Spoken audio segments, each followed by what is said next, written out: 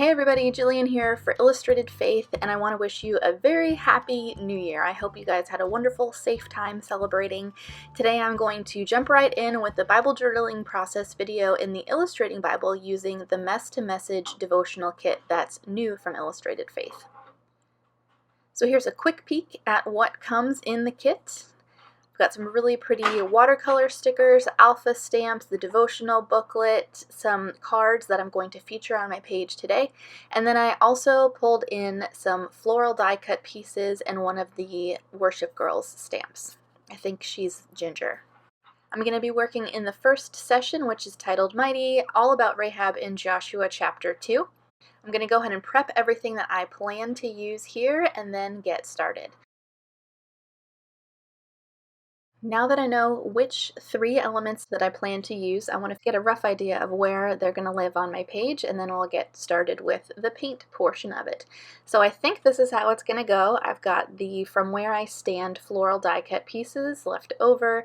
I have that Mighty card in the middle, the Worship Gal stamp, and now I'm going to use the tried and true plastic packaging technique where you use whatever water reactive medium that you want. And put it on the plastic packaging. I'm going to start by using the Illustrated Faith watercolors, and I'm going for like a pinkish purple look here. So using very little water because I don't want it to get like unmanageable. I'm going to put some color down on just some packaging that's left over from a stamp set. I'm going to move everything out of the way, keeping in mind where I want this card to live. I put a Bible mat underneath my page to protect the pages underneath, and then I'm just spreading out that water. I had a little bit too much liquid on there. Flipping it over and smushing it onto my page. And that's it. Pretty simple, pretty forgiving, a quick and easy way to get some color down on your page. If you didn't care to try this out, included in the kit are those really pretty watercolor stickers, so you could get similar results just by putting a sticker down.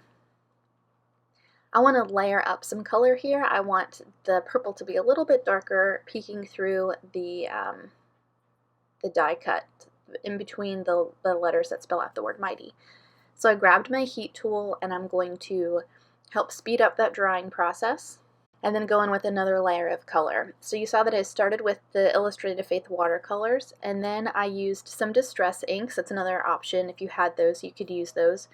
So I mixed a darker purple here, and then put that right on top of the dried paint to kind of layer it on there. And then I'm going to add a little bit more pink, and we'll call it good. So I'm using the packaging here just as a palette for some pink distress ink splatters. I'm going to hit that one final time with my heat tool, and then I'll move on to the next part.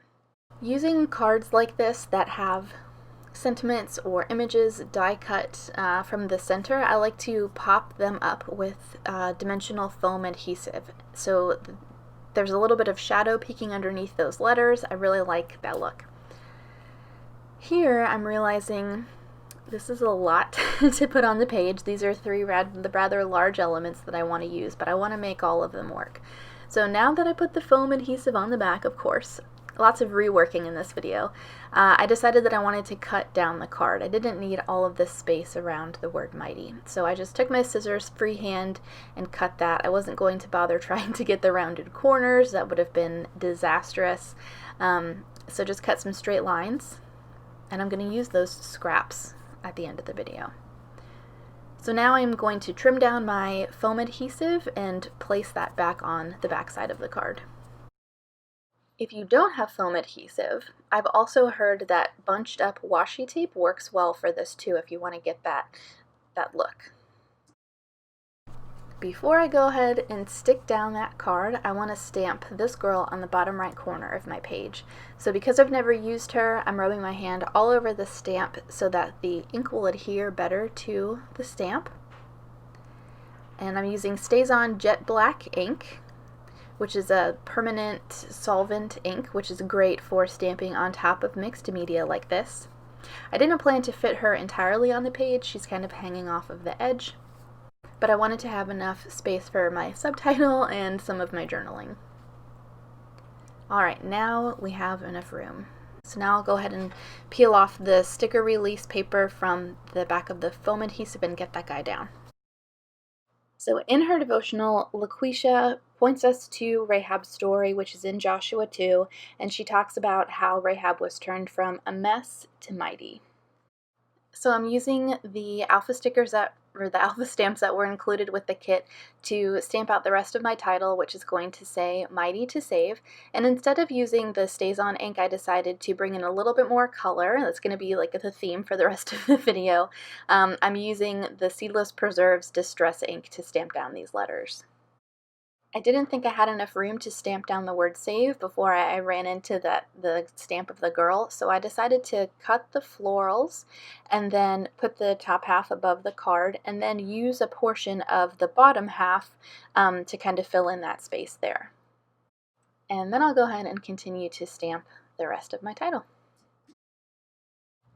So my title kind of is incorporated into my journaling, and I just quickly wrote on the top and then finished off at the bottom, Father, no one is beyond your reach. You are mighty to save and restore. What's remarkable about Rahab, a Canaanite, so basically in that context a pagan, is that she lived in a city that was to be devoted to destruction because of their sin. But we see in verse 11 that she feared or revered the one true God, unlike her neighbors around her. Her story points back to the Passover and yet is another account of our faithful God's almighty power to save and restore.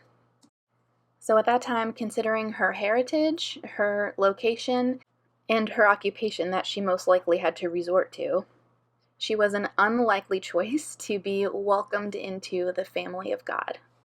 I love Rahab's story because it's a great reminder that one, like I mentioned in my journaling, no one is beyond the reach of God. He could use anyone. And that's a great reminder to me, like for me personally, and then also as a, hey, don't you forget when I'm tempted to think that about others.